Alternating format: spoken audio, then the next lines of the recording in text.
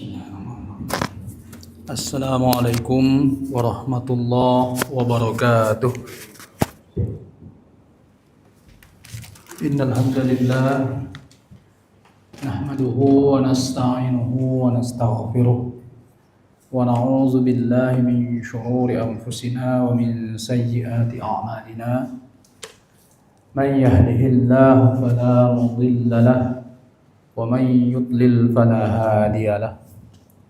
Asyhadu an la ilaha illallah wa asyhadu anna Muhammadan abduhu wa rasuluhu la nabiyya ba'dah. Allahumma shalli wa sallim ala nabiyyina Muhammad wa ala alihi wa sahbihi wa man tabi'a hudahu ila yaumil qiyamah, amma ba'd. Alhamdulillah, pertama-tama marilah kita senantiasa memanjatkan puji syukur kita kehadirat Allah Ta'ala yang pada kesempatan ini Allah Ta'ala masih senantiasa memberikan berbagai macam limpahan nikmat dan rahmatnya kepada kita. Dan tentunya yang paling harus kita syukuri adalah nikmat kita Islam, iman, mendapatkan hidayah dan taufik dari Allah Ta'ala.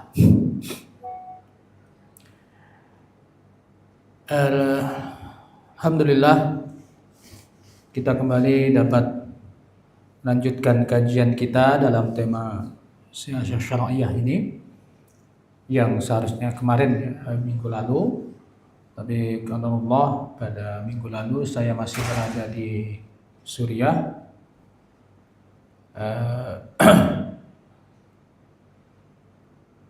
menjalankan misi tebar hewan kurban, dan beberapa hal pembangunan, juga renovasi masjid dan beberapa hal lain. Intinya insya Allah salah satu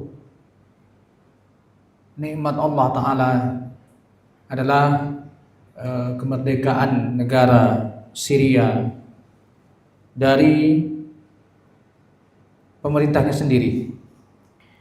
Jadi kita akan nyambung dengan apa yang akan kita bahas. Sebagaimana kita ketahui bahwa negara Syria sejak tahun 2011 ada semacam revolusi atau boleh dibilang pemberontakan. Ya, pemberontakan. Meski orang kalau mendengar kata pemberontakan itu seakan selalu berkonotasi negatif.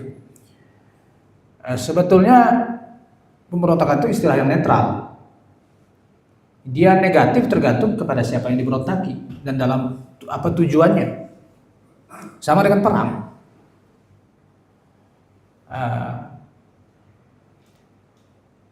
Jadi sebagaimana yang kita ketahui bahwa negara ini dilanda peperangan yang cukup lama. Awalnya adalah demo-demo mengikuti Arab Spring pada 2011 lalu, yang dimulai dari Tunisia yang berhasil menggulingkan pemerintahannya, lalu negara-negara Arab lain ikut juga, karena memang sejatinya permasalahan mereka ya hampir sama, kemiskinan, krisis ekonomi dan lain sebagainya. Intinya lebih parah lah daripada negara kita. Negara kita alhamdulillah tidak sampai seperti, kecuali tahun 98 dulu lah. Nah, maka itu harusnya menjadi sinyal bagi pemerintah dimanapun bahwa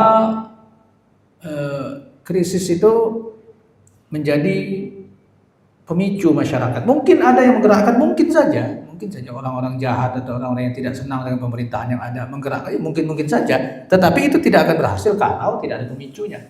Makanya model-model Arab Spring itu tidak akan berlaku pada negara-negara yang rakyatnya makmur seperti Arab Saudi, Qatar, Uni Emirat Arab. Orang tidak akan melakukan demo-demo segala macam model begitu. Karena apa yang mau didemoin? Mereka sudah sejahtera. Lalu satu hal yang perlu kita ingat, kadang sebagian kalangan mengatakan Arab Spring ini dimotori oleh kalangan Islamis. Ini tidak benar. Arab Spring itu dia revolusi rakyat biasa saja yang memang tujuannya juga bukan tujuan karena Islam, karena orang masalah ekonomi saja. Dunia. Tapi itu memang sesuatu yang terjadi di mana-mana. Yang kita kenal kalau dalam belajar sejarah ada revolusi Prancis misalnya. Ya, itu tuh ya orang berontak karena dunia saja.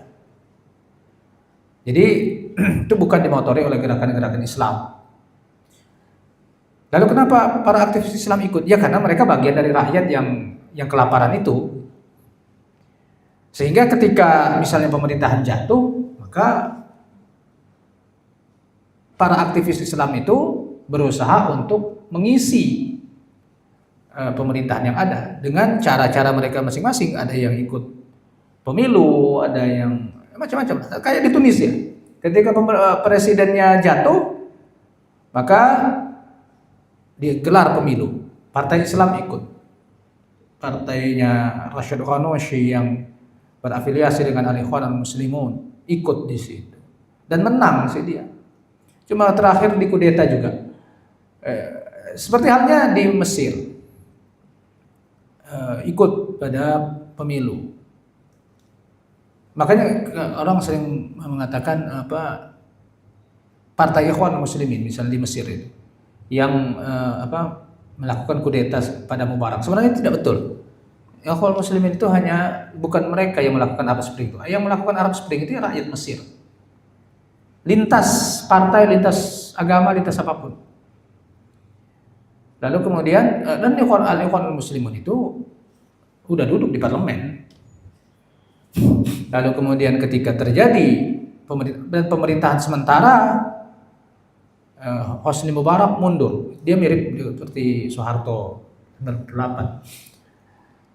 Mundur, lalu digantikan dengan pemerintahan interim sementara, lalu diadakanlah pemilu partai pertama, dan kaum muslimin mendapatkan suara yang signifikan. Bahkan banyak partai-partai dari afiliasi Salafi yang tadinya mengharamkan pemilu lalu ikut pemilu dengan pertimbangan fikihnya mereka masing-masing. Salah satunya adalah Partai An-Nur, dan mendapatkan suara signifikan. Ada beberapa. Demikian juga Al-Ikhwan Al-Muslimun. Lalu kemudian diadakan pemilihan presiden. Lalu naiklah Muhammad Mursi. Nah ini tadinya Muhammad Mursi itu bukan ya, dia orang Al-Ikhwan, tetapi dia bukan dari Partai Al-Ikhwan calon presidennya awalnya. Al-Ikhwan punya sendiri, Abul Futuh. Oke, naiklah Mursi. Udah, itu sebenarnya sudah. Jadi naiknya Mursi itu bukan hasil dari kudeta atau dari pemberontakan, bukan. Itu hasil konstitusional yang diselenggarakan oleh negara itu sendiri. Ya cuma karena memang Barat tidak suka dengan naiknya kaum muslimin, maka dicari. Apalagi Mesir adalah pintu bagi masuknya Israel, berbatasan langsung dengan Israel. Dan Israel tidak, Ikhwan Al-Muslimun adalah musuh pertama dan utama bagi Israel, karena gerakan ini memang sedari awal dia tahun 1948 dialah yang paling keras perlawanannya, melebihi para tentara-tentara Arab yang ada di tahun 1948 itu. Kalau saja tidak karena pengkhianatan negara Arab sendiri, dan ini diakui oleh Syekh Muqbil bin Hadi yang dia insaf dalam hal ini. Dia itu paling benci al-Ikhwan al-Muslimun. Dialah yang pertama kali menggelari Ikhwan al-Muslimun itu sebagai Ikhwan al-Muflisun. Muqbil bin Hadi itu dalam buku-bukunya. Tetapi untuk kasus 48, perang 48, dalam sebuah kitabnya berjudul Gharatul Ashritah, ada secatat dia mengatakan kalau saja bukan karena pengkhianatan tentara Arab itu, udah hampir kaum muslimin menang lewat Ikhwan Muslimun, berhasil merebut Tel Aviv katanya. Itu pengakuan dia. Jadi Israel tidak suka dengan ini. Bukan cuma Al-Ikhwan, sebenarnya semua kalangan aktivis. Kebetulan saja yang naik sekarang Al-Ikhwan di Mesir waktu itu. Maka mereka akan mencari cara bagaimana untuk menjatuhkan pemerintahan Muhammad Mursi ini. Dan memang terbukti Muhammad Mursi memang sangat nyata bahayanya bagi Israel. Ketika terjadi Israel penyerangan tahun 2012 misalnya, sempat menyerang jalur Gaza, tiba-tiba Muhammad Mursi pidato mengancam Israel, jangan macam-macam, kan Mesir yang sekarang bukan Mesir yang dulu, kami akan membela Gaza, gitulah pidato. Lalu dibukanya perbatasan yang tadinya ditutup di era Hosni Mubarak, dibuka. Apa akibat pembukaan perbatasan Rafah itu? Jadi perbatasan Rafah itu satu-satunya perbatasan dikuasai oleh Hamas. Sebelah sini, sebelah Mesir, tentara Mesir yang jaga, sebelah sana tentara Hamas yang jaga. Itu dulu. Nah, itu selalu ditutup oleh pemerintah Mesir di era Hosni Mubarak. Makanya orang-orang buat terowongan, buat apa? Buat menyelundupkan barang-barang makanan. Dan terowongan-terowongan itu akhirnya juga yang mungkin dipakai oleh kelompok-kelompok bersenjata untuk menyelundupkan senjata. Bisa jadi. Nah, ketika era Muhammad Mursi, perbatasan ini dibuka lebih luas, tidak juga dibuka total, tapi barang lebih bebas masuk. Dan salah satu yang masuk adalah senjata berkontainer-kontainer dari Libya, dimasukkan, diselundupkan, tapi diselundupkan secara terbuka oleh pahlawan pejuang Libya yang baru saja berhasil menjatuhkan Muammar Gaddafi waktu itu, namanya Wasim Hamid kalau tidak salah, rahimahullah. Sudah syahid juga, kalau nggak salah syahid karena benturan dengan pemberontak Haftar.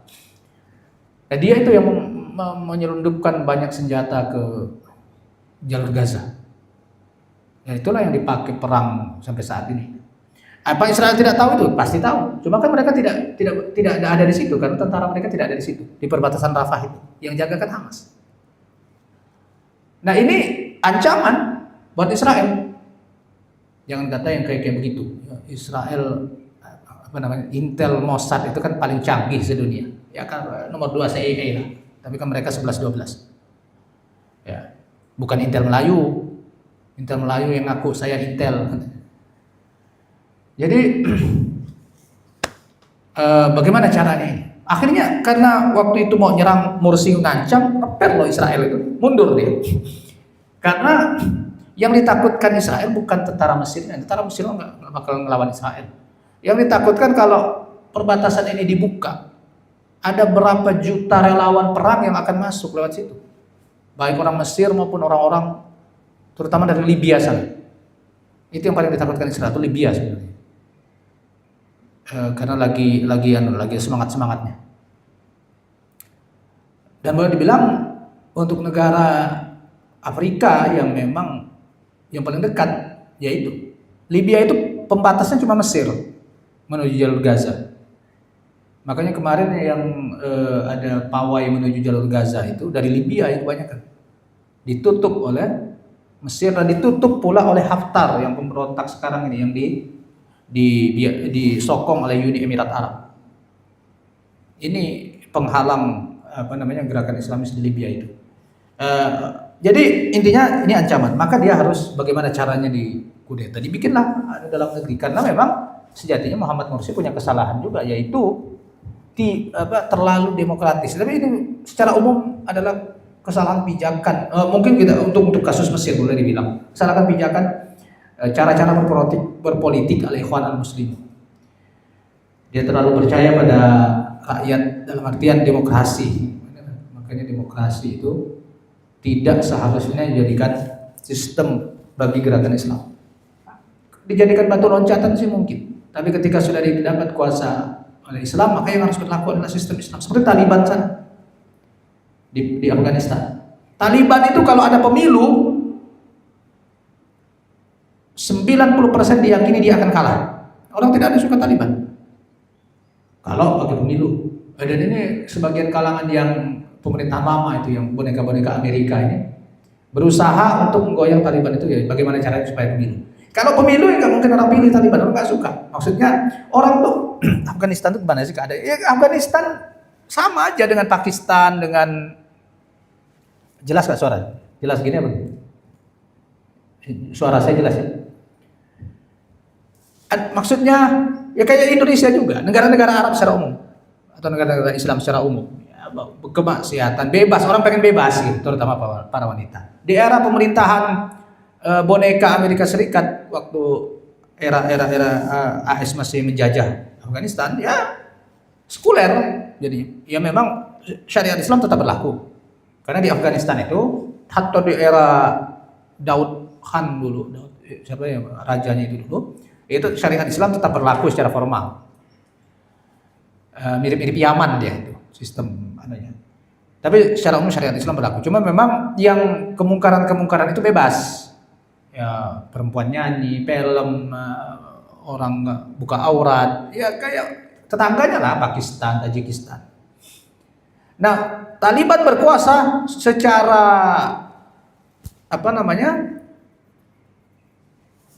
radikal, itu diubah semua. Kita bayangkan deh, Indonesia ini tiba-tiba misalnya kelompok Islam berkuasa model Taliban itu dilarang semua. Internet dilarang, TV dilarang, perempuan tidak boleh keluar. Yang kerja berhentiin semua. Misalnya, secara kaget nggak orang? Kaget. Itu yang terjadi pada perang dulu tahun 96 ketika mereka awal berkuasa. Nah, orang ini trauma. Kalau dia berkuasa lagi banyak yang akan dibunuh ini misalnya. Belum di propaganda dari agen-agen Amerika. Nah, maka sampai sekarang pun kalau kita tanya opini publik Afghanistan, paling nggak waktu awal-awal lah. Belum banyak yang suka Taliban dalam arti dalam arti ideologi politik kelompoknya. Karena mereka tidak suka, banyak mereka yang sekuler, banyak mereka yang tidak suka Islam, atau punya Islam tapi tidak mau model Taliban. Islam yang ya Islam yang liberal atau pluralis istilahnya kalau sekarang. Jadi yang bermaksiat silahkan gitu. Ya amar ma'ruf saja, nahi mungkarnya jangan terlalu kencang, kira-kira gitu. Nah, Taliban nggak mau, ini nggak boleh ada semua ini. Nah, maka kalau diadakan pemilihan itu adalah jurang. Nah, maka jangan sampai mereka terpengaruh dengan tawaran-tawaran Barat untuk melakukan pemilu segala macam di Afghanistan. Nah, jadi intinya kadang-kadang orang kaum muslimin ini sudah menang tapi tidak bisa mempertahankan kemenangan. Itu terjadi di Aljazair era Fis tahun 92, di kudeta. Terjadi di era Muhammad Mursi yang kemarin. Karena Mursi ini tidak mempersiapkan pembelanya, dia percaya dan dia bebaskan semuanya. Itu di era Muhammad Mursi itu semua media bebas mengkritik presiden, bukan mengkritik sih memfitnah presiden dan dibiarkannya saja. Nah, itulah kesalahannya. Maka sikap diktator atau apalah kita mau menyebutnya dari kalangan pemimpin itu sebenarnya wajar-wajar saja. Dia ingin mempertahankan kekuasaan. Semua pemimpin ingin mempertahankan kekuasaan, itu naluriah. Itu suatu yang dimaklumi, bukan masalah. Nah, tinggal nanti dia ini orang baik atau orang buruk, itu saja. Kayak Taliban, dia akan mempertahankan kekuasaan. Demo-demo dibubarkan bagus.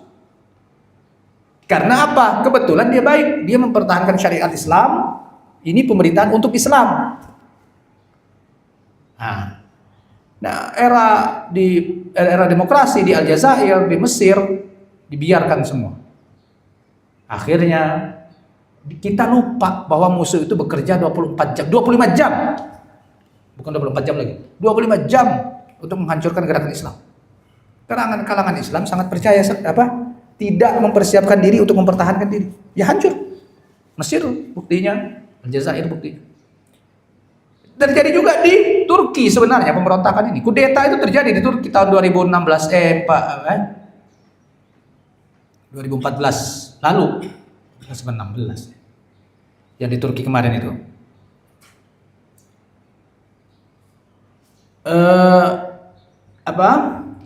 Erdogan dikudeta. Tapi akhirnya berhasil digagalkan. dan yang menggagalkannya justru rakyat lewat demo. Itu cuma satu malam, mirip dengan PKI, peristiwa Erdogan itu, kudeta di Turki 2016 itu, 2016 atau 14 ya. Mungkin ada kali komentar dari pemirsa yang kebetulan nonton ini. Itu cuma satu malam berhasil digagalkan. Dan salah satu yang menggagalkannya adalah demonstrasi rakyat. Ini unik juga. Kebanyakan orang berpikir demonstrasi itu menentang pemerintah. Nah, kalau di Turki kemarin justru demonstrasinya adalah mendukung pemerintah menggagalkan kudeta. Ratusan rakyat mati dilindas tank karena dia yang menghadang tank-tank militer yang mau kudeta itu. Orang-orang turun ke jalan, internet dimatikan semua. Lalu dari mana seruan aksi? Di mimbar-mimbar masjid. Kayak ada, memang di Turki itu ada semacam kalau pengumuman misalnya berita kematian kayak kita di sini juga. Itu biasa diumumkan di masjid. Nah, itu pada saat itu diumumkan semua terjadi kudeta, rakyat hendaknya turun semua ke jalan untuk mempertahankan pemerintahan. Jadi demonstrasi mempertahankan pemerintah atau membela pemerintah. Nah, ini bagaimana nih kalangan yang mengharamkan demonstrasi? Jadi boleh apa tidak? Jadi mereka cuma berpikir demonstrasi itu pemberontakan. Ini bukan pemberontakan, justru membela pemerintah. Dan diserukan oleh waliul amrinya Erdogan waktu itu. Yang waktu itu dia itu sempat mau ditangkap di sebuah hotel di daerah Turki juga. Lalu dia cepat, ada intel yang inilah, intelijennya masih berpihak pada dia. Dia cepat segera pergi, gagal penangkapan itu. Jadi mirip PKI tahun 65. Peristiwa waktu itu. Gagal lah, intinya gagal pemberontakan itu. Ditangkap semua perwira-perwira militer yang memberontak. Bahkan partai oposisi yang kontra Erdogan pun saat itu membela Erdogan. Artinya tidak setuju dengan adanya kudeta. Karena kudeta itu tidak dirancang di dalam negeri, tapi dari luar negeri. Gagal lah itu. Karena dan salah satunya juga adalah dukungan rakyat kepada pemerintahan. Makanya pemerintah itu ya, kalau dia baik, rakyat pasti mendukungnya. Kita punya pemimpin misalnya presiden, kalau dia terlihat bersama dengan rakyat, rakyat pasti rela mati untuk pemimpinnya. Itu pasti. Bukan cuma di Islam, dimanapun. Lihat saja pemerintahan yang dicintai oleh rakyat. Tapi ingat, orang jahat akan selalu ada. Orang jahat akan selalu ada. Maka konspirasi musuh itu akan selalu ada. Yang ingin menjatuhkan, makanya Islam perlu kekuatan. Nah, ini kesalahan beberapa gerakan Islam adalah dia tidak mempersiapkan kekuatan itu. Ya seperti di Mesir lah contohnya. Oke, nah Suriah, balik lagi ke Suriah. Ini akan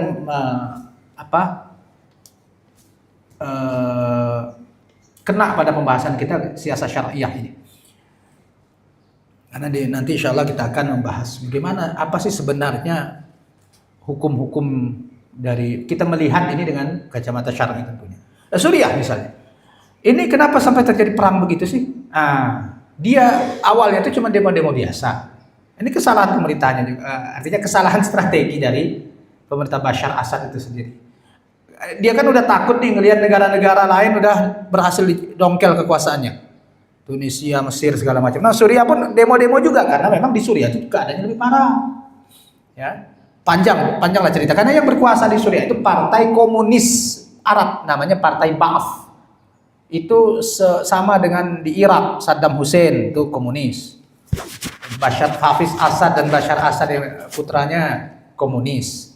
Kebetulan tambahan lagi, keluarga Hafiz Assad Bashar Assad ini berasal dari keluarga namanya Nusairi. Nusairi adalah aliran agama yang menisbatkan diri kepada Islam. Dan itu sudah ada sejak 1000 tahun lalu. Dan memang pusatnya di Suriah itu salah satunya. Mereka punya keyakinan-keyakinan yang kafir. Maka para ulama sepakat atau ijma' bahwa Nusairi kafir, bukan dari Islam. Biarpun mereka ngaku Islam. Jadi Bashar Assad dan keluarganya, Hafiz Assad ini, menurut akidah Ahlussunnah wal Jamaah, kalau dia berasal dari Nusairi, maka dia bukan Islam. Artinya aliran yang keluar dari Islam. Syiah yang ekstrim sampai menuhankan Ali. Dia lebih sesat daripada Syiah Iran yang saat ini, yang Rafidah yang berkuasa ini. Kalau Rafidah yang berkuasa saat ini para hatta ulama baik dari dulu sampai sekarang masih khilafiyah, mereka kafir apa tidak. Meskipun mereka sepakat beberapa ajarannya kalau benar terbukti maka itu kafir. Misalnya menuduh Ummul Mukminin Aisyah radhiyallahu anha mencaci sahabat, itu adalah akidah kufur. Tapi personal orang Syiah jadi kafir apa tidak, itu masih khilafiyah di antara para ulama. Kecuali petingginya ya. Bahkan sekelas para masyayikh yang dijadikan rujukan oleh kalangan yang menamakan dirinya salafi pun seperti Syekh Nasiruddin Al-Albani misalnya. Jelas di pidatonya beliau mengatakan tidak berani mengkafirkan person Syiah Rafidhah. Tapi berani mengkafirkan pemimpinnya model Khomeini. Jadi Khomeini itu yang dulu, Khamenei itu yang baru mati sekarang. Masih belum dikubur ya. Membusuklah jasadnya itu. Ini lakukan. Ajaran Rafidhah secara umum ajaran ahli bid'ah lah. Dipenuhi oleh para khurafat yang mereka bikin sendiri. Tapi itu urusan mereka lah. Nah, ini mereka ini masih ada perselisihan tentang kekafirannya. Banyak para ulama sekarang, makanya sekarang banyak kenapa orang tiba-tiba dalam perang Israel Iran jadi bela Iran, menganggap Iran masih Islam. Karena memang masih banyak ulama yang menganggapnya Islam. Seperti Al-Azhar Mesir misalnya. Ada bahkan di Libya, mufti Libya Syekh Al-Khiryani itu sendiri juga masih menganggap Iran itu sebagai muslim yang harus dibela kalau melawan Israel dan seterusnya. Jadi opini umum bahwa Iran tuh iya, mereka ngakuin sesat. Iran itu sesat, tetapi masih dalam Islam, gitu kira-kira. Opini umum. Dan ini yang harus digencarkan oleh para dai. Ajaran Syiah Rafidhah adalah ajaran kufur dan banyak kekafiran yang ada di dalamnya. Hanya memang muamalah yang dilakukan oleh para dari era zaman dulu, yang paling terkenal adalah era Salahuddin Al-Ayyubi. Kok bisa-bisanya dia mencemplungkan diri ke dalam pemerintahan Fatimiyah dan menjadi menteri di situ? Itu kalau zaman sekarang Salahuddin akan bisa jadi dianggap murtad oleh sebagian orang sekarang atau dianggap Syiah. Meski akhirnya, endingnya dia berhasil menghilangkan dinasti dan mengakhiri dinasti Fatimiyah tanpa peperangan, tanpa kekerasan. Tetapi bahwa Salahuddin jadi menteri di situ dan berperang di bawah bendera Fatimiyah dalam beberapa peperangan waktu penaklukan pengepungan Aleppo. Pokoknya beberapa kali perang salib Salahuddin di bawah bendera Fatimiyah.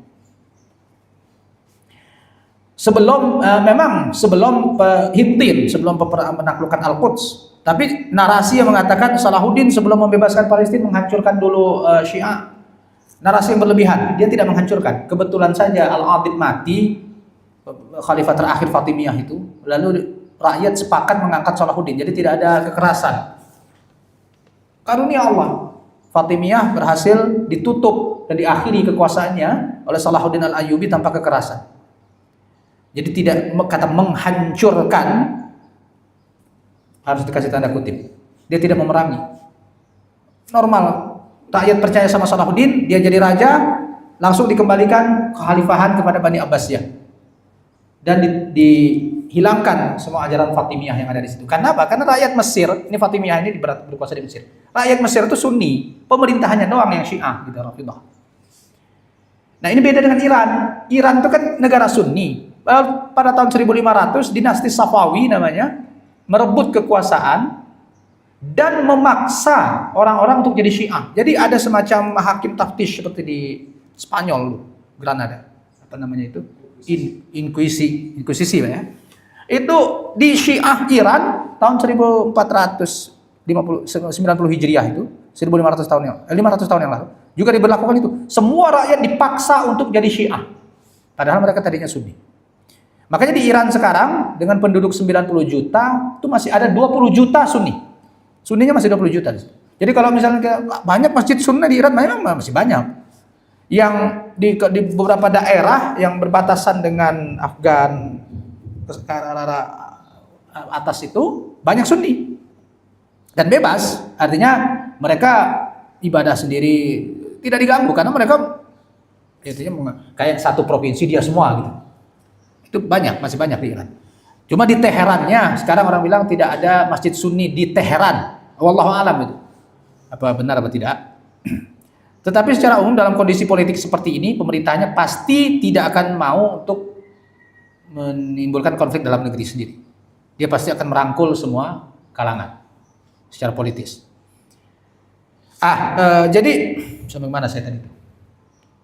Masalah Nusairiyah ya. Jadi gini, perjalanan saya di Syria kemarin, saya mendapatkan satu insight baru. Barulah saya tahu ternyata Nusairiyah itu banyak. Tidak mayoritas, tapi banyak di beberapa provinsi. Jadi mereka itu kalau kita di sini kan hidup tuh nyampur, ya ada tangga kita, ada yang Kristen, ada yang nyampur kita kan, dan biasa-biasa saja. Yang ibadah silakan ibadah. Gesekan agama tuh ada, tapi terkontrol, masih dalam kontrol. Kalau di sana orang hidup tuh memang bisa-bisa. Misalnya kampung ini kampung Sunni, ya udah Sunni aja yang tinggal di situ. Yang ini Syiah saja, yang ini Nusairiyah saja. Ini Kristen saja, gitu. Mungkin ada percampuran kalau dalam kota, tapi kalau dalam daerah-daerah, kalau udah di sini Kristen ya Kristen semua. Kalau dari sini Sunni semua, kalau di sini Nusairi semua. Dan perkampungan Nusairi itu banyak ternyata. Dari daerah yang kebetulan kami berada di Idlib, perbatasan Idlib yaitu namanya Latakia, itu ternyata sudah banyak orang-orang itu, Nusairiyah itu. Dan jauh sekali perbedaan kehidupan antara Idlib dengan Latakia. Di Idlib tuh orang-orang nggak ada kita lihat perempuan nggak pakai jilbab. Kalau di Latakia nyampur orangnya. Dan ciri-ciri Nusairi itu adalah biar perempuannya nggak pakai jilbab. Ya maksudnya kayak orang biasa lah gini. Pakai levis itu biasa. Atau jadi kalau di daerah-daerah kekuasaan perkampungan Nusairi itu tidak ada masjid misalnya. Karena cara ibadah mereka pun beda katanya dengan kita. Bahkan banyak yang nggak ngerti agama, banyak yang nggak bisa sholat. Kalau orang-orang itu ya, karena mereka sebenarnya bukan Islam gitu. Jadi mereka bukan Islam.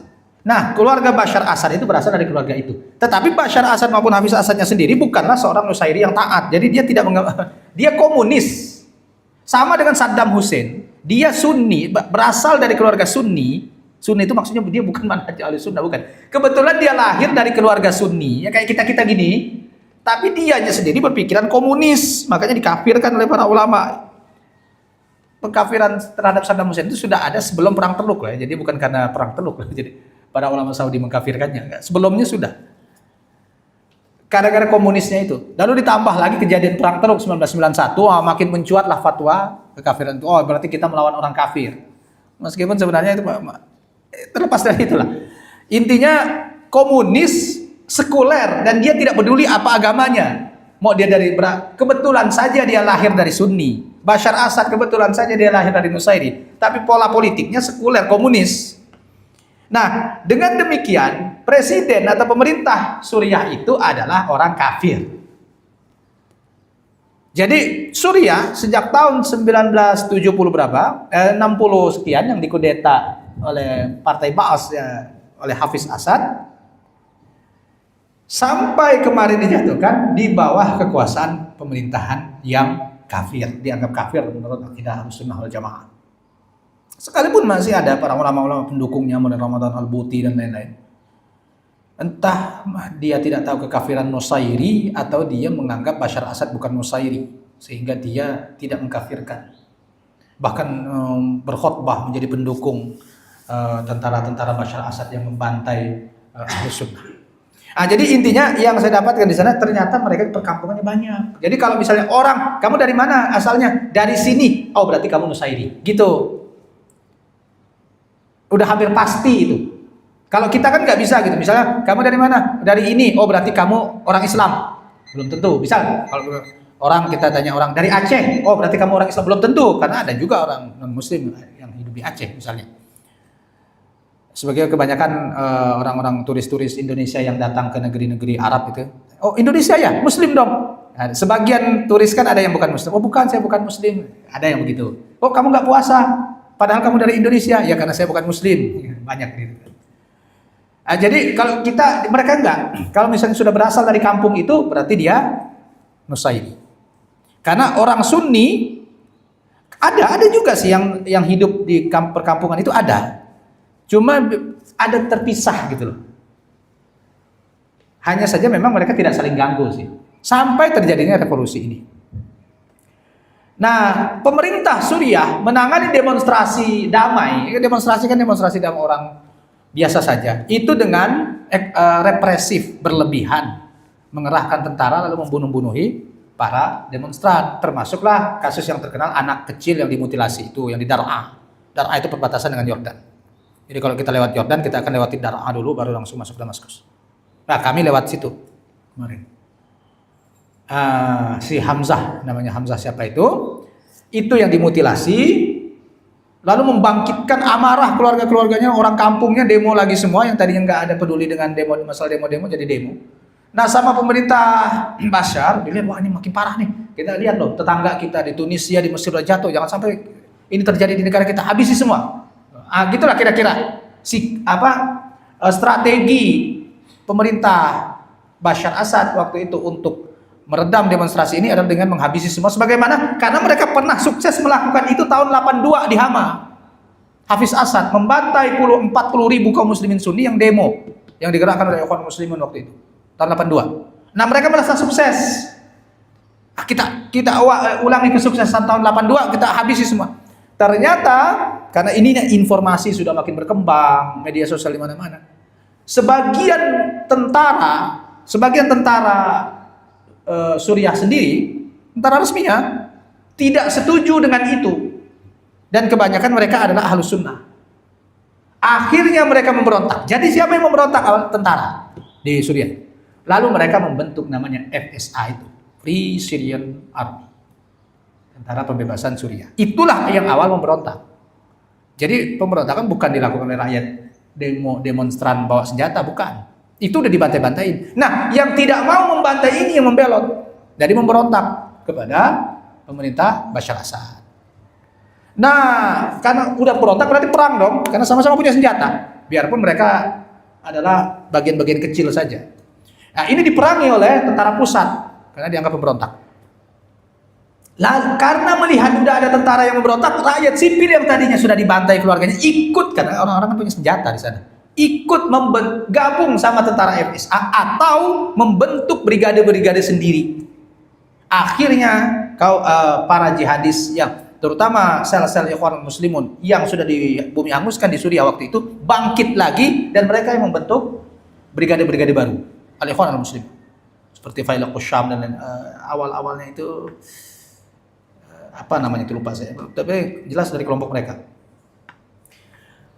Lalu karena makin mencuat dan pemberitaan masif, pembantaian terjadi di mana-mana, orang satu kampung dibantai semua, lebih kejam daripada apa yang dilakukan oleh Israel, maka berita mencuat.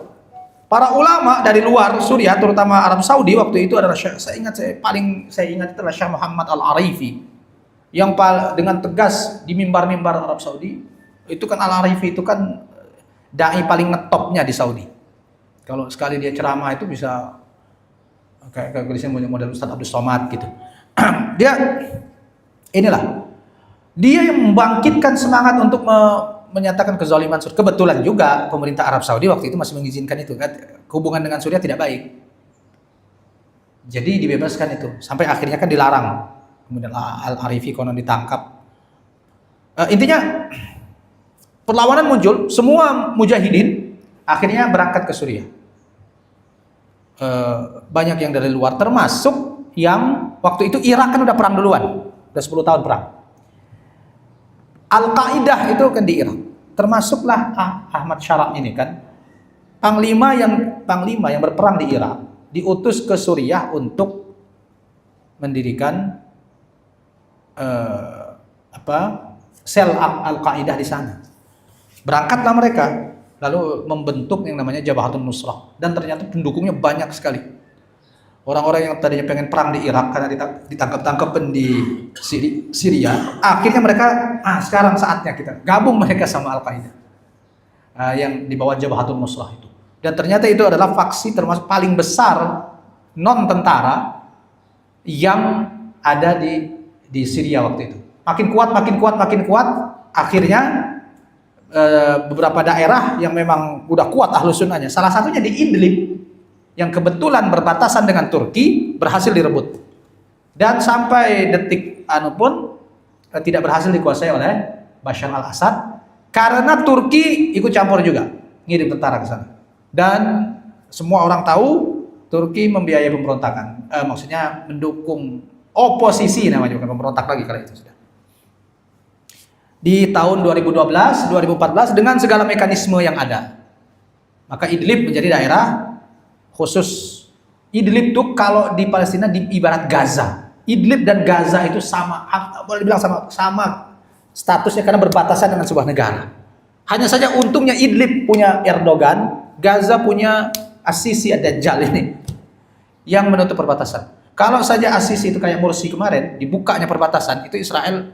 Jadi kalau sekarang mau ditanya bagaimana sih caranya menyelamatkan Gaza? Cukup Mesir saja sendiri sudah selesai. Nggak perlu dunia internasional kumpul. Apa yang dilakukan Mesir? Bukan kirim tentara. Tentara Mesir mah nggak bakalan berani perang lawan Israel juga. Buka perbatasan. Dulu tapi, kalau sekarang perbatasan sudah dikuasai Israel lagi. Dulu waktu awal-awal, buka perbatasan, Israel dijamin ngeper dan akan mundur. Karena kan kalau perbatasan dibuka, bukan relawan, entah dari mana-mana. Akhirnya nanti seperti Suriah lagi.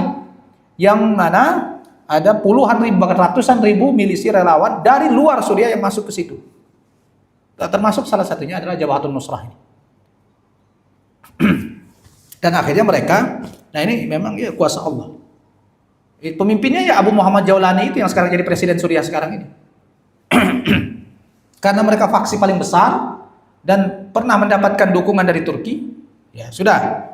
Nah, jadi peran Erdogan dalam konflik Suriah ini adalah kalau membantu pemberontakan tidak mungkin dibolehkan dalam hukum internasional. Jadi itu sifatnya intelijen. Tetapi membantu dalam artian membuka perbatasan di Idlib, lalu pengungsi masuk ke Turki dan sampai sekarang pun masih banyak di Turki. Turki itu kalau tidak salah menampung 3 juta sampai 5 juta pengungsi Suriah yang kabur. Ini kan jadi jahat sekali pemerintahannya itu. Ya. Di satu kampung nih Ahlus Sunnah semua nih, habisi semua. Jadi pembantaian itu sebagian kan ada yang terekam kamera. Itu kan kebetulan yang terekam atau sengaja direkam oleh mereka. Yang nggak terekam lebih banyak lagi.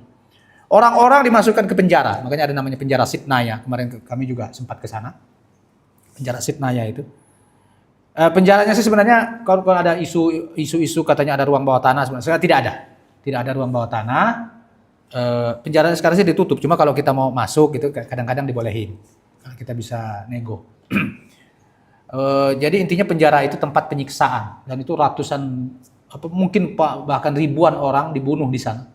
Saya ngeliat tuh alat gencetnya itu yang lagi viral di TV-TV kemarin tuh. Penggencet badan orang sampai tulangnya remuk, saluran darahnya dibuang ke sini, itu ada semua di sini. Masih ada alatnya sampai sekarang. Kalau orang digergaji kayak rumah potong hewan, itu persis itu. Alatnya itu pakai mesin. Jadi yang mana kira-kira ini harus dihilangkan ini. Udah. Kesel kali sipirnya, potong aja kepalanya. Bisa seperti itu mereka. Tidak ada hukum. Makanya orang-orang Arab itu kalau dia tidak punya agama, dia lebih jahat daripada Yahudi. Israel nggak berani melakukan begitu. Mana coba lihat, ada nggak berita-berita di Israel melakukan itu di penjara? Nggak sampai segitunya. Ya Israel kejam, tapi nggak sampai segitunya. Akhirnya ini kan orang dendam kan? Karena ini terjadi sudah sejak tahun 80. Penangkapan itu. Kan kemarin ada tuh orang yang baru dibebaskan, ditangkap sejak tahun 82, baru dibebaskan kemarin 2021. Dia sudah tidak tahu siapa presiden, tidak tahu dunia luar. Beberapa kalau nonton di TV, banyak yang dari Sitnaya itu dipenjara sampai 40 tahun tanpa ada tuduhan apapun, tanpa ada persidangan. Kadang-kadang juga orang-orang dari luar Palestina misalnya yang lagi ini ada urusan apa, tiba-tiba main tangkap aja. Pemerintah mereka kan nggak bakal nyari, karena pemerintahnya tidak ada. Kalau kayak di Palestina sana, siapa yang mau nyari? Mereka sibuk dengan urusan mereka sendiri. Ada, akhirnya banyak itu yang baru lepas kemarin, keluarganya udah menganggapnya mati, mungkin istrinya udah kawin lagi, macam-macam lah. Anaknya mungkin udah punya cucu juga, barulah mereka keluar dari penjara. Intinya terjadilah pemberontakan itu dan qadarullah Banyak faktor yang menyebabkan ini makin meluap, makin ini karena kejahatan pemerintah yang makin masif. Jadi rakyat itu kan kalau dikerasin dia akan makin melawan. Apalagi jelas ada perbedaan ideologi di sini, muatan ideologi. Akhirnya semua ulama jadi banyak mujahidin luar yang datang ke sana dan sebetulnya panjang ini dan banyak yang harus kita pelajari dari Suriah ini. Dan artinya memang sikap represif hanya akan melahirkan resisten yang membahayakan. Nah, maka ketika merdeka ini pun Suriah, Ahmad Syara ini sangat jenius orangnya. Dia tidak kuliah, tidak apa, tapi dia belajar di namanya Universitas Kehidupan. Orang sering nulis. Inilah Universitas Kehidupan yang benar. Dia belajar karena dia memimpin perang sudah sejak usia 20 tahun, sudah ikut perang, tangkap, lalu kemudian jadi panglima di usia 25-an, lalu kemudian sampai dia kan kelahiran tahun 82. Presiden Suriah yang sekarang ini. Dan dari mana dia bisa bersikap dengan sikap politik yang kita mengira, oh ini orang Al-Qaeda, dia pasti akan membantai semua orang. Tapi tidak, dia tidak melakukan itu, dia melakukan langkah terukur. Makanya banyak orang-orang jihadis yang tidak suka dengan dia. Wah, Ahmad Syara ini murtad, sudah bekerja sama dengan Amerika. Bahkan Suriah. Pas kami pulang kemarin dari Latakia di jalan itu bukan berpapasan. Kita ngelewatin truk-truk Rusia, tentara-tentara Rusia yang memang ada pangkalannya di situ. Ada pangkalan militer mereka di situ. Itu yang ngebela Bashar Assad dulu itu. Jadi kenapa sampai bertahan 10-an tahun? Karena Rusia yang nge-backingin plus Iran. Iran mengirimkan milisi. Milisi apa? Milisi. Jadi yang dikirim Iran, pemerintahan Khamenei, ke membantu Bashar Assad itu bukan tentara, tapi milisi. Plus Hizbullah. Makanya di Suriah orang sangat benci dengan Hizbullah. Lebanon. Mereka banyak membantai orang. Oke, mereka perang sama Israel sekarang, tapi ingat dulu mereka membantai jauh lebih banyak daripada Israel di Suriah. Cuma tidak ada kamera yang nangkap waktu itu. Jadi orang-orang sana aja yang ngerti. Kalau kita udah ke sana baru kita tahu ceritanya. Bagaimana kekejaman Hizbullah itu melampaui kekejaman Israel di Gaza. Termasuk milisi-milisi Iran. Nah, Iran itu kirim milisi. Bagaimana, apa tuh maksud milisi? Bukan tentara resmi. Jadi mereka di Iran sana, nah Syiahnya ini kan pemerintahnya kan Syiah Rafidah. Berdasarkan ideologi mereka memerangi Ahlus Sunnah di Suriah itu. Kebetulan maka kita bantu Bashar Assad ini. Memang Bashar Assad ini bukan juga Rafidah, beda juga. Atas sesama mereka pun saling mengkafirkan juga. Tetapi kebetulan ini adalah tangga kita untuk membantai Ahlus Sunnah dan memperkuat pengaruh Iran di Syria. Karena kan Iran berbatasan langsung juga dengan Syria, biarpun dikit. Seingat saya ada pintu perbatasannya. Kalaupun tidak berarti ngelewatin Irak dulu. Nah, Irak kan sudah mereka kuasai. Jadi entah boleh dibilang bodohnya Amerika kali ya. Amerika mati-matian perang di Irak, tahu-tahu yang berkuasa malah Iran.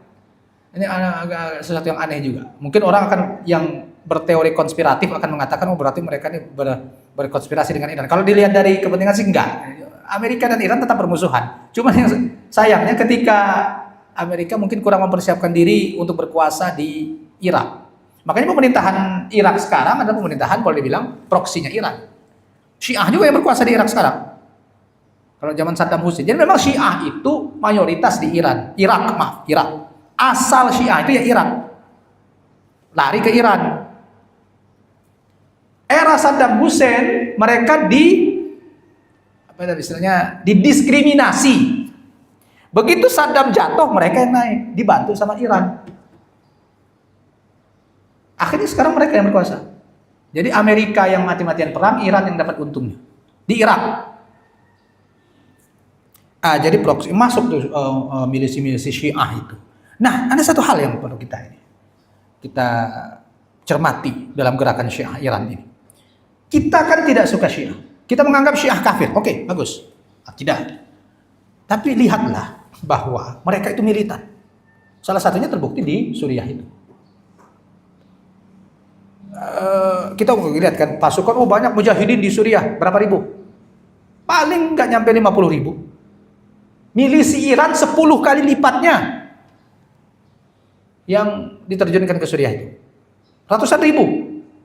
Oh, dari mana dapat angka sebanyak itu? Mereka berjihad juga, sebagaimana kita di Suriah itu berjihad melawan orang kafir. Mereka juga doktrinnya itu, kalian berjihad di Suriah melawan orang kafir Ahlus Sunnah. Jadi sama-sama ini perang ideologi. Nah, mereka militan. Perang Amerika kemarin ini yang pas. Kenapa sampai sekarang Amerika nggak berani masuk darat? Iran bukan Irak. Memang sekarang terjadi konflik internal. Banyak orang tidak suka rezimnya Khamenei, rezim Mullah inilah.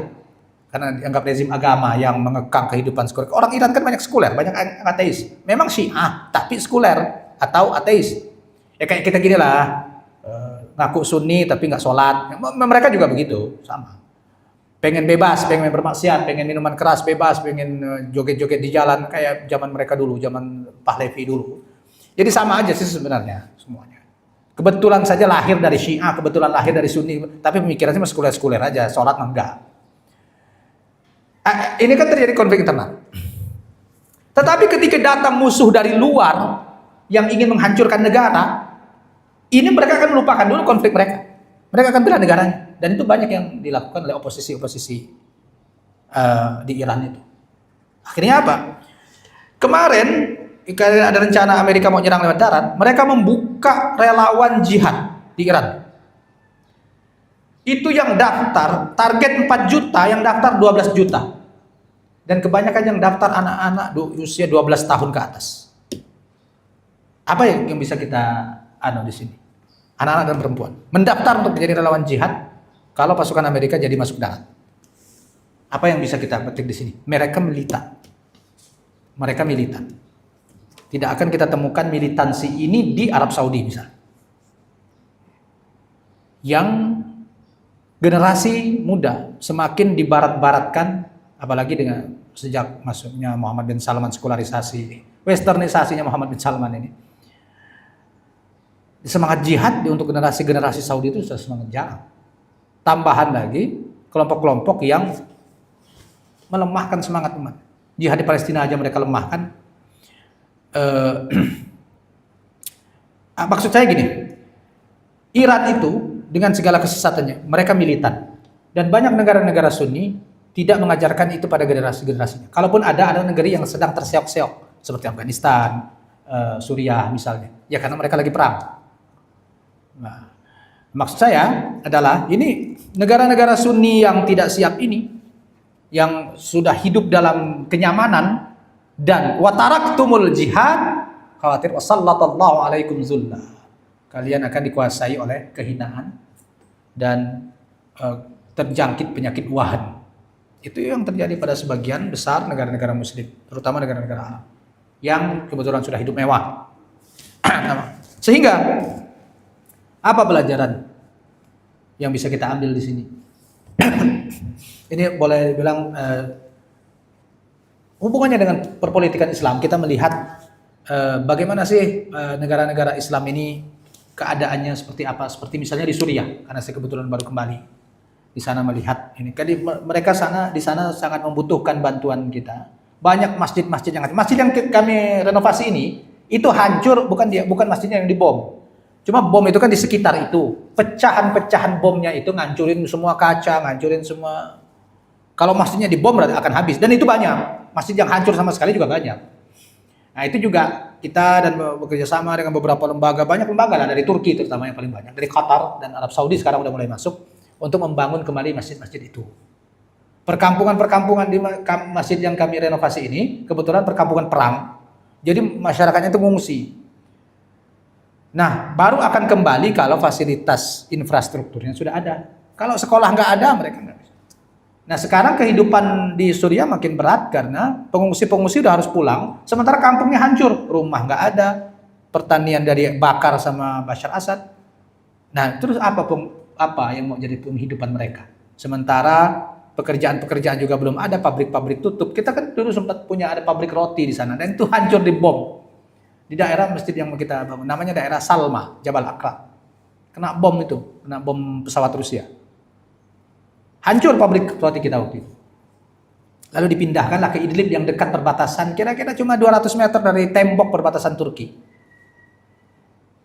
Karena daerah situ memang tidak akan bisa dimasuki oleh Bashar Assad karena dijaga oleh tentara Turki. Dan tahun 2000 berapa itu, kira-kira setahun 2 tahun sebelum kemerdekaan ini, tentara Turki malah masuk dan menghancurkan sekian ribu tank Bashar Assad lewat pesawat, itu kali pertama pesawat itu beroperasi, drone-nya itu Bayraktar itu, sampai berhasil menghancurkan pansir satunya Rusia. Jadi alhamdulillah karena pertolongan Allah, salah satunya melalui tangan pemerintahan Turki. Dan sebenarnya tidak bersih juga pemerintah. Nah, tapi saya tidak bisa ceritain di sini. Ya. Bukan berarti juga pemerintah Turki itu mendukung 100%, tidak juga. Ada intrik politiknya juga. Ya, cuma ya tidak bisa kita ceritakan di sini. Intinya, tetapi secara umum, dukungan dari negara tetangga Turki yang kebetulan presidennya pro-Islam, yaitu Erdogan. Dia bukan yang sempurna, dia masih mungkin banyak kesalahan, banyak orang mengkritiknya segala macam. Tapi Anda bayangkan kalau sampai waktu kayak kemarin pemilu Erdogan kalah aja, lalu digantikan oleh rivalnya itu yang orang Alawid juga, mirip-mirip Nusairi, tapi dia bukan Nusairi, tapi sesatnya sama. Si rivalnya Erdogan itu namanya siapa itu yang kemarin, kan ada 4. Tapi yang 2 ini diabaikan lah karena lemah. Yang kuat itu antara Erdogan dengan dia ini. Nah, kalau sampai Erdogan kalah dan dia yang memimpin, program utamanya adalah mengusir jutaan pengungsi yang ditampung oleh Erdogan karena membebani APBN Turki. Jadi Erdogan itu sekarang digoyang gara-gara pengungsi Suriah ini. Dia nampung 5 juta orang, duit dari mana? Ya duit dari APBN Turki. Ya dibantu oleh NGO banyak, tapi tetap pemerintah Turki keluar uang banyak untuk menghidupi pengungsi Suriah itu. Plus lagi mereka juga yang membantu oposisi ini. Makanya Bashar Assad menganggap Turki waktu itu penjajah. Dan kemarin-kemarin yang salah satu keberhasilan kenapa Rusia mundur, kenapa juga ada peran intelijen Turki di situ. Aslinya Turki nggak tahu gerakan kemerdekaan kemarin itu karena mereka tidak suka Ahmad Shara. Mereka ingin mengganti. Maaf, jadi saya keceplosan. Tapi intinya, tetapi ketika melihat pergerakan ini makin luas, nah pinternya Ahmad Shara, dia sudah tahu begitu, dia tidak mengambil konflik lagi dengan Turki. Dia fokus pada musuh utamanya. Sampai akhirnya Turki percaya lagi dengan dia.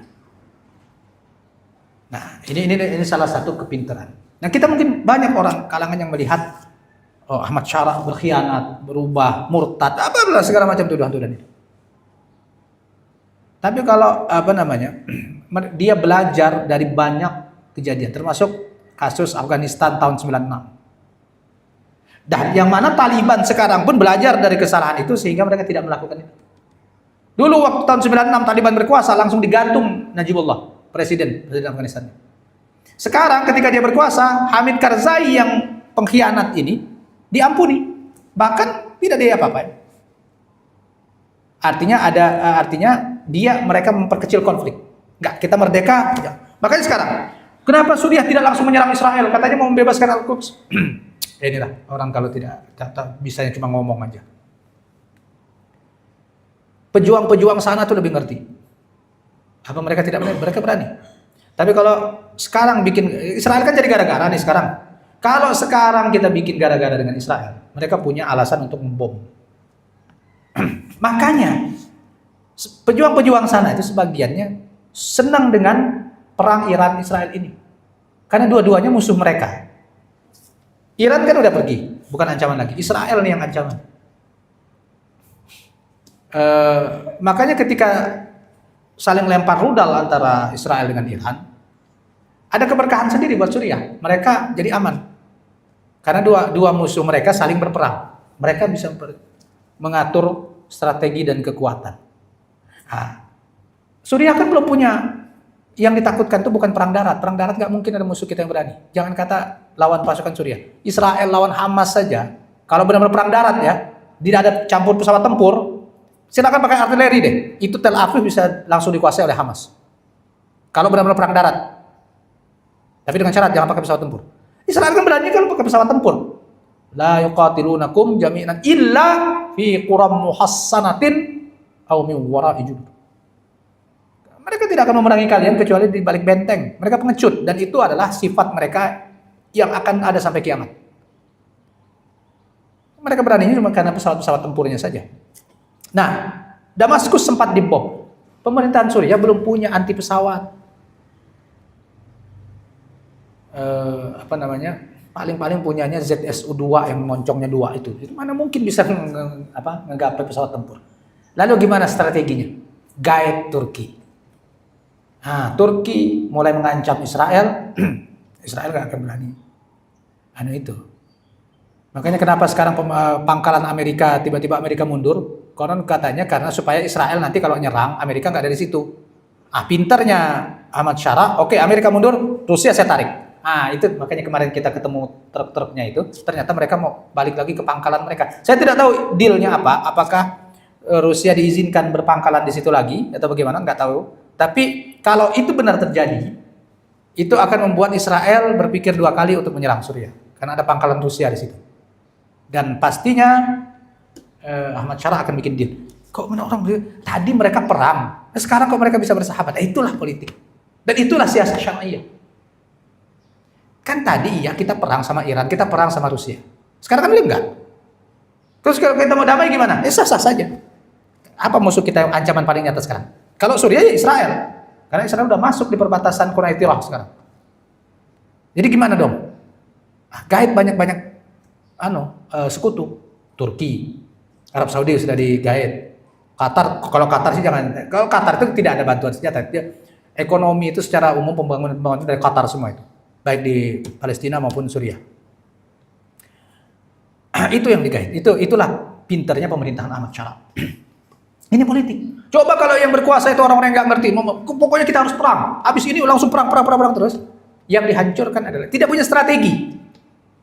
Jadi strategi yang dilakukan pemerintah Suriah sekarang, kita down dulu, kita susun kekuatan. Ingat, perang sekarang perang asimetris, bukan perang model zaman Rasulullah dulu orang pakai pedang janjian ketemu di lapangan mana. Enggak. Sekarang orang ngebom, yang bukan tentara yang jadi korban, tapi rakyat sipil yang di kota-kota ini. Makanya ketika dalam perang ini banyak mereka bukan mendukung Iran. Istilahnya mensyukuri kalau Iran terus-menerus menyerang Israel. Karena itu akan memperlemah Israel dan memperlemah Iran itu sendiri. Nah, mereka yang tenang. Itu strategi. Kenapa sekali-sekali kita jadi penonton, kenapa? Jadi tidak perlu kita ada pendukung gini, pendukung itu. Enggak, kita nonton saja.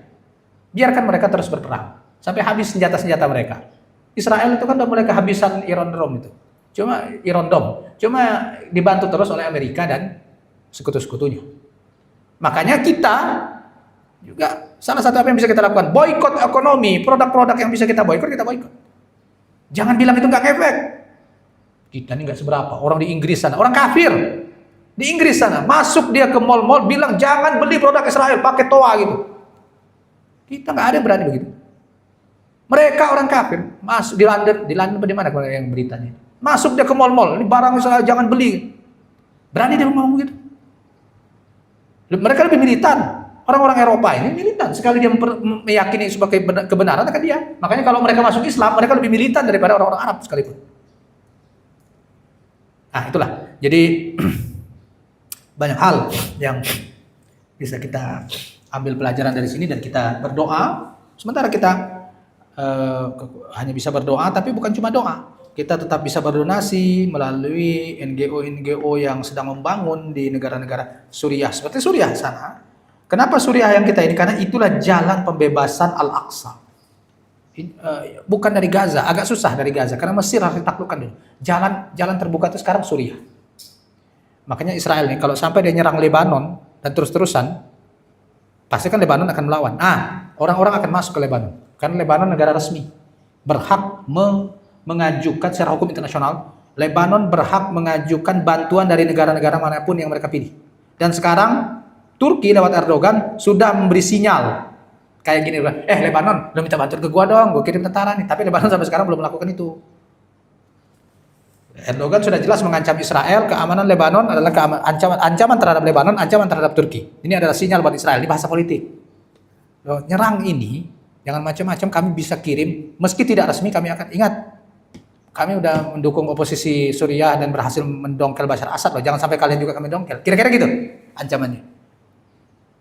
Nah, ini pentingnya model Erdogan tetap harus berkuasa di Turki. Sampai dia diganti dengan orang-orang sekuler, selesai ini semua proyeknya. Jadi pesawat-pesawat tempur canggih Turki itu akan dikuasai oleh orang-orang sekuler dan digunakan bukan lagi untuk membela Islam. Memang tidak sempurna, banyak kekurangan, tapi Anda pilih mana? Ada atau tidak ada sama sekali. Karena orang-orang kan kalau komentator kan dia berpikir, oh saya maunya begini-begini, memangnya Anda siapa punya maunya Anda yang harus turun. Ini orang berjuang di lapangan. Tidak semudah yang kita bayangkan, yang kita cuma nonton begini. Maka apa yang harus kita lakukan? Udah, kita berdoa kepada Allah, minta ditunjukkan siapa. Arinal haqqa haqqa wa arinal batila batila. Arinal haqqa haqqa warzuqna ittiba'ah wa arinal batila batila warzuqna ijtinaba. Perlihatkan yang hak itu kepada kami, Allah. Berikan kami, rezekikan kami untuk mengikutinya, dan perlihatkan yang batil, berikan kami jalan untuk menjauhinya. Jadi kita berdoa kepada Allah, mana sih yang engkau paling ridhoi di antara mereka ya Allah? Itu, tolong berikan kami jalan untuk mendukungnya dengan cara yang bisa kami lakukan. Berdonasi kah, membantu informasi kah, dan lain sebagainya. Informasi kayak gini kan banyak orang yang tidak tahu. Nah gitu. Itulah sementara yang bisa kita lakukan untuk membantu saudara-saudara kita yang sedang berjuang. Dan Suriah adalah salah satu pintu masuk ke Al-Aqsa.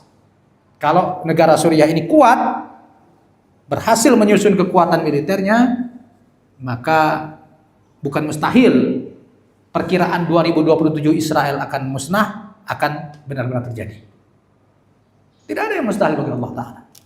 Demikian yang bisa saya sampaikan pada kesempatan ini. Salah dan janggalnya saya mohon maaf. Akhirul kalam, wabillahi taufiq wal hidayah. Wassalamualaikum warahmatullahi wabarakatuh.